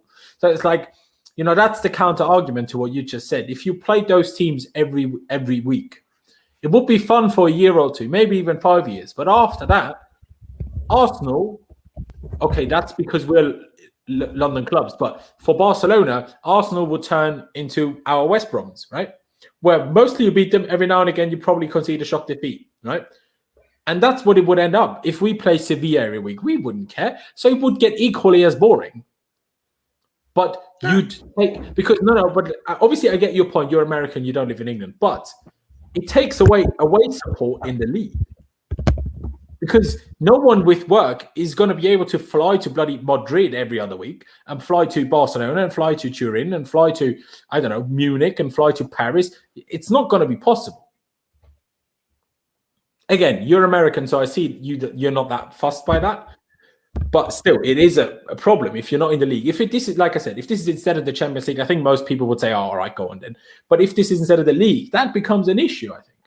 Well, again, have you seen the size of America? How it and fans fly from coast to coast to follow their teams. So, yeah, but do you have 40 games a year, or do you have like the NFL where it's like 10? The NFL is 16, but Major League Baseball is 128. For every team, every season. Yeah, it's 100 and something. I can't remember. I haven't watched Major League Baseball in a while. Well, and fans travel around the entirety of the US, and you don't have like in the NFL where you start on the West and then you start on the East, and then only when you get to the playoffs, then you play each other. Well, they play interleague games between the leagues, so there is a American League and a National League, and they're somewhat in divisions. They're somewhat set up to reduce travel, but they do play interleague games. They do play outside of their division. So, yes, there is that type of travel, not for that many games, but yes, there is that travel. But again, you're also talking about more money going to airlines and hotels and the cities. Let me quickly interrupt you. Sorry, Corona, I see, first of all, pick a different name. Second of all, if you're going to keep typing in capitals, basically shouting at people. I know you were clearly not happy with someone giving you a timeout, but if you don't stop throwing out capitals and having to go at bloody everybody and everything, well, I would just block you full time because this is pissing me off. Why do you have to go everything in capitals when everyone is capable of talking like a normal person? All right. End of rant. Sorry. Continue, Jester. So, I guess it's something that you have to understand is maybe you can't go see all the away games, but I don't know, as a home fan, would you not like to see the best talent in the world come to Stamford Bridge every year? Every year? To see the top talent in the world play against the club you love? And isn't beating those people sweeter than beating a relegation fodder team or a mid-table team? To me, it'd be, if you had Juve there, with Ronaldo for the next couple years, and he shows up twice a year, at least once a year, you're not saying that there would be a line to get into Stamford Bridge? Everybody would want to see that game. Everybody would like to see Ronaldo go back to Man U, the place he started. That would be a huge game. It would be. And then the counter argument to this, and first I'll let Lewis answer this, but I think you're probably pretty quick to, you wouldn't want that instead of the Premier League, right? Who, me? Yeah. I'm trying to still wrap my head around the whole thing, but right now I prefer what we already have, because for me, if it ain't broke, don't fix it. Nothing's broke about the schedule that we already have. If anything, this just adds more games to the schedule, but I'm trying to imagine and trying to find ways that I would agree with it. And I just don't, because it closes out open competition for me. And as much as we'd like to solidify Chelsea's name at the top, we'd like us to actually do it because we're a top club, not just we're in the top league, because it kind of defeats the whole purpose of it. And yeah, that is for the benefit of the club, and maybe it's just biased to the footballing tradition, but I just feel like you can't change too much of the sport, otherwise what's really the point? Like, you want to win, but you don't want to just get handed the Champions League, like, for example. You want to actually go out there and earn it and say, we've done enough to be called the champions of Europe. And I feel like the same logic applies to this, that I don't want to just be named as one of the best clubs because we're in the top league. I want us to be named as one of the best clubs because we are one of the best clubs. And it kind of defeats the purpose for me. We would be, because we would have the best players because you could afford the higher contracts. And let's not forget, a lot of this is being driven because the players want to make more money. You have Erling Haaland wants £1 million a week to play. £1 million reportedly. Okay, I can't say it's a fact. Let's say he does. Messi's on $500K a week, reportedly, over $500K a week. Yeah, probably more than that. And so if the players want to make that much money, the owners who have to pay those players have to make enough profit to justify paying a player that much money. Okay?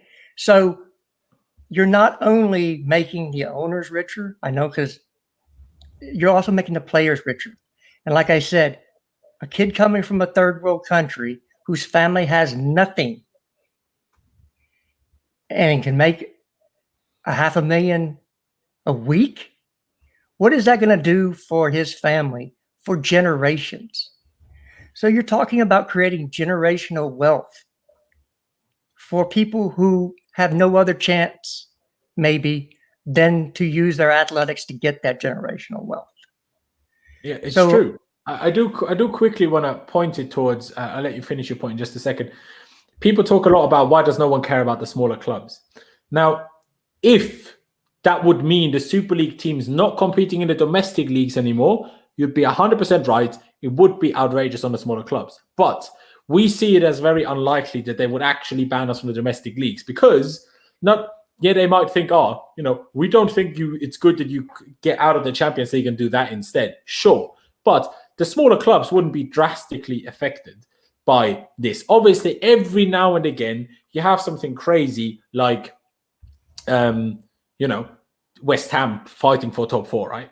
Or like Leicester winning the league, but they've now become a big club anyway, so they're fighting for Champions League regardless. But the only small clubs, and I'm pretty sure none of you guys have cared about those in this whole discussion, that would be significantly affected by that, are the likes of, Krasnodar and, I don't know, maybe Red Bull Salzburg, and these kind of European clubs that make it to the Champions League, and that allows them to, in the group stages, play against a Chelsea, play against a Real Madrid, play against the Barcelona. Those small clubs would be affected, but not the smaller English clubs. If the clubs from the Premier League wouldn't be banned from the Premier League, and that's up to the FA.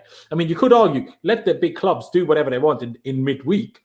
Just keep them in the Premier League, right? So, yes, it's a back and forth, but still, the smaller clubs in England wouldn't be affected. But I do understand in Europe, the small clubs, obviously there will be an issue for them. And I see if people don't like that, I think that's fair enough. Obviously, if you look at it from a business standpoint or from a just Chelsea standpoint, you don't have that argument to be made. But like I said,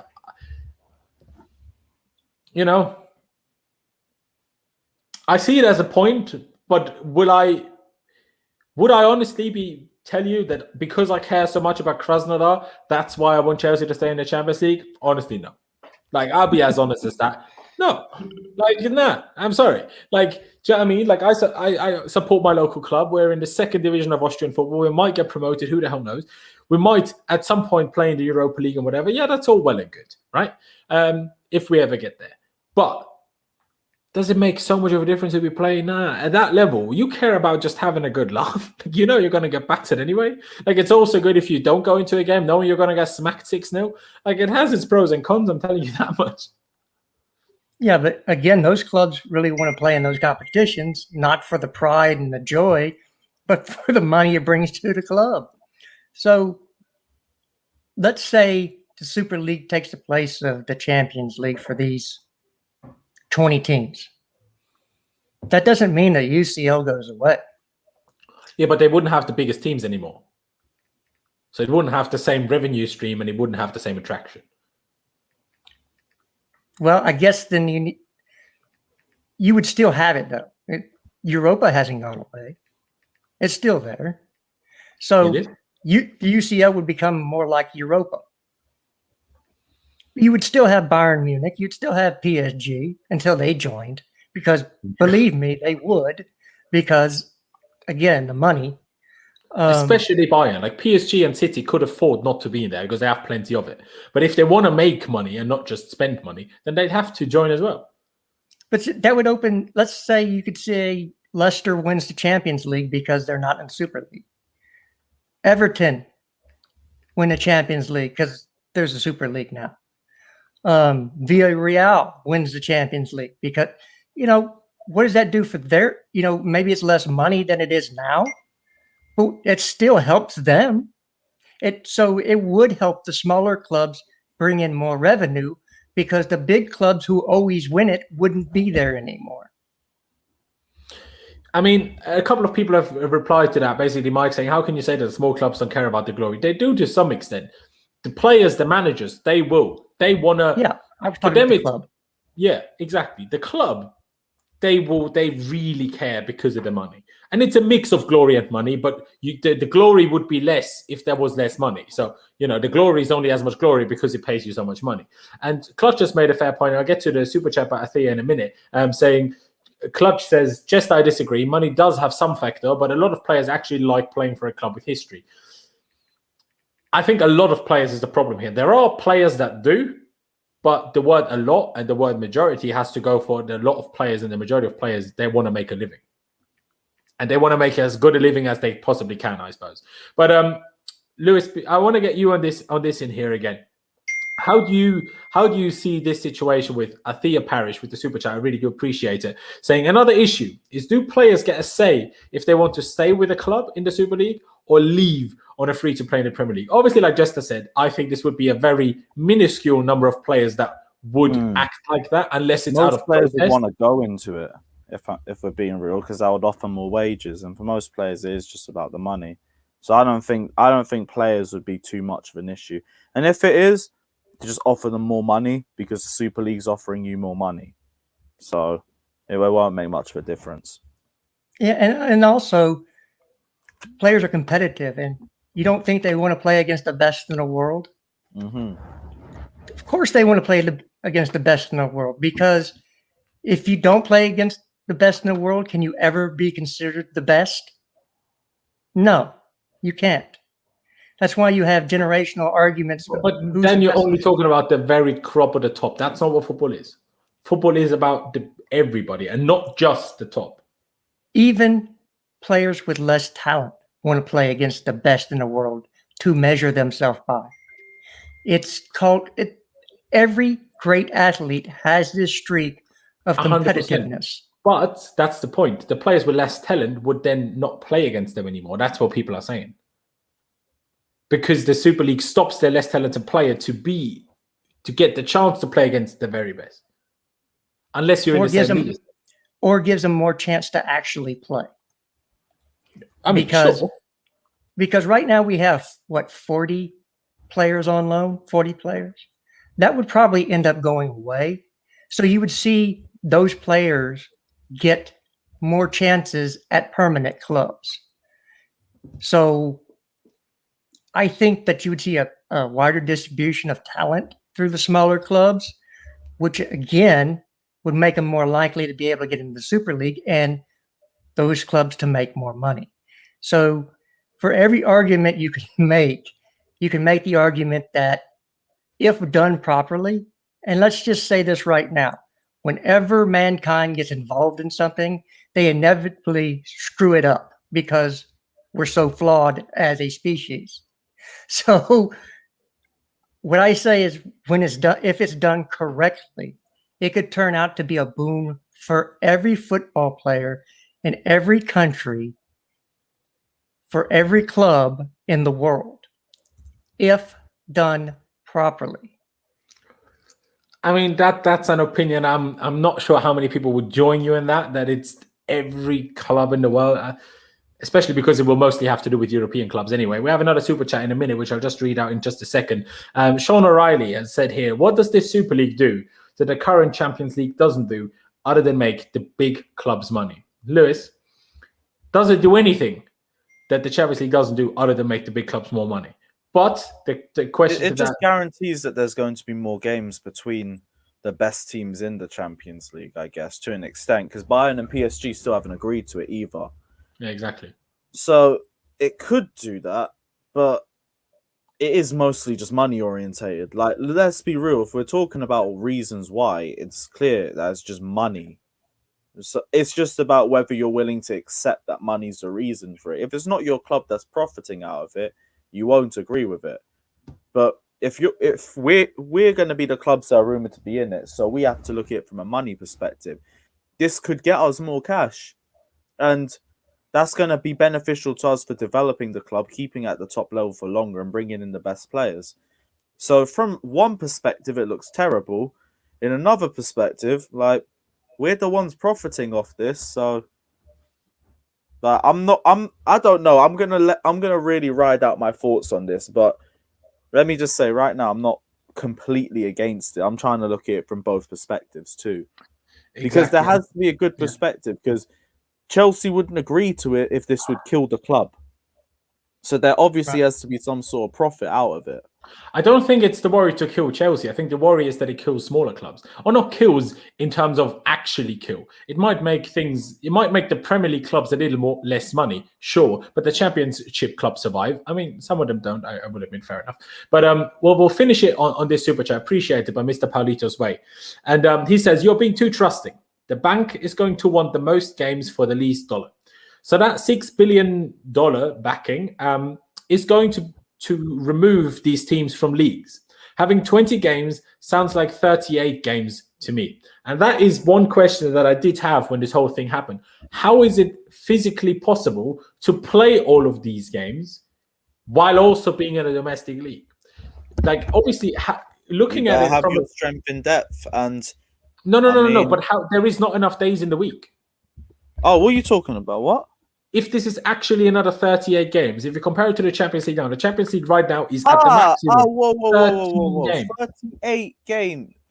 It's like a Premier League. Obviously, it wouldn't work quite like the Premier League, so it might be a little less. But it's not going to be 13 games now, is it? So, you know. Wait. You think about it, all that does is it guarantees more 2-game-a-week matches to a point where it's basically every week.